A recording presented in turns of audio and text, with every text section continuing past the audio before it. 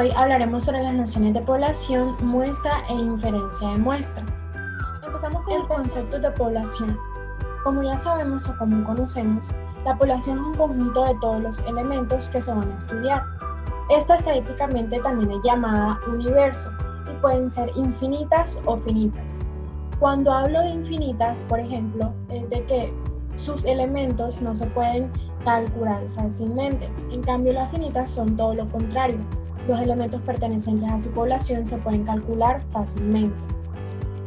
Un ejemplo de esto, de las poblaciones finitas, puede ser que calcular la cantidad de bibliotecas que existe en la ciudad de Bogotá.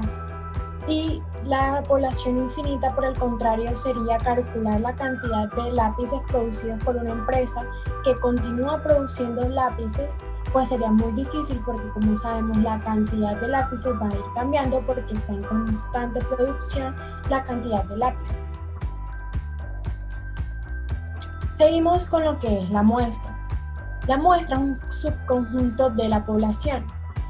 Siendo la muestra un subconjunto de esto, debe cumplir con las mismas características que se desean estudiar de la población. Por ejemplo, si queremos calcular la media de la altura de las personas o de los habitantes de un país, no podemos extraer una muestra que no cumpla con las condiciones que queremos estudiar, que en este caso sería saber cuál es la altura de las personas que viven en un país. Un ejemplo que abarca el concepto de población y muestra sería que en una fábrica de envases se desea estimar qué porcentaje de estos salen defectuosos. Para esto se analizaron los envases producidos por la fábrica en una hora o en un tiempo estipulado. Podemos decir que en este ejemplo la población son los envases producidos por una empresa y la muestra que queremos calcular o que queremos saber de esa población es el porcentaje de esos envases que salen defectuosos. Por último, continuamos con la inferencia estadística.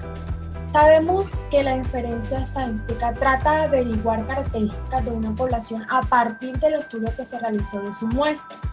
Para el desarrollo de la inferencia se usan métodos muy diferentes que nos ayudan a llegar a, como por ejemplo, la estimación de parámetros y las pruebas de hipótesis. Necesitamos saber la estatura media en España, la estatura media de las personas en España. Obviamente es muy complicado y se trata de hecho de una población infinita el medir a todas las personas que viven en España, por lo que para hacer esta serie de estudios se escoge un grupo de personas, en este caso que es la muestra, para poder aplicar el estudio de la estatura media en España a partir de ese grupo de personas. Cabe resaltar que este grupo de personas tiene que cumplir con las características de la población. Entonces, mu vendría siendo la media de la estatura total de la población de España. En cambio, esta X vendría siendo la media de la muestra que escogimos de la población de España para medir la estatura.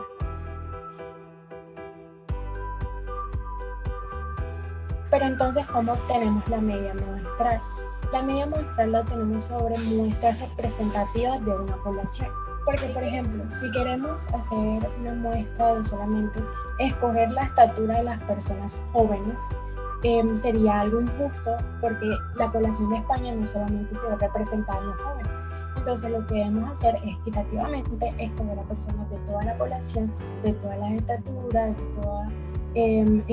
todas las edades, para así cumplir con esas muestras representativas de la población. Entonces, supongamos que España tiene una distribución normal de media en su estatura de 170, y una desviación típica de 12, representado en esta gráfica de acá, donde se ve que la mayoría de personas o la mayoría de estaturas se concentran en 170. Supongamos que escogemos una muestra de tamaño n, por ejemplo 100 personas, y a esa le vamos a calcular su media muestral. Vamos a ver que las medias de las muestras escogidas forman a su vez una nueva distribución normal. ¿Cómo así? No van a tener tanta diferencia, pues se van a seguir concentrando en la media normal de la población, es decir, 170, 171, pero muy pocos se van a pasar de 175, 165, como vemos acá en la gráfica. Muy pocos van a estar concentrados en estas alturas, por la razón de que la media muestral no va a pasar la distribución normal de la media de la población, que es 170, pues como sabemos, escogimos una muestra. Entonces lo que sucede es que responde a la desviación de sigma, que es desviación entre la raíz de la muestra del tamaño que escogimos, que en este caso eran 100 personas.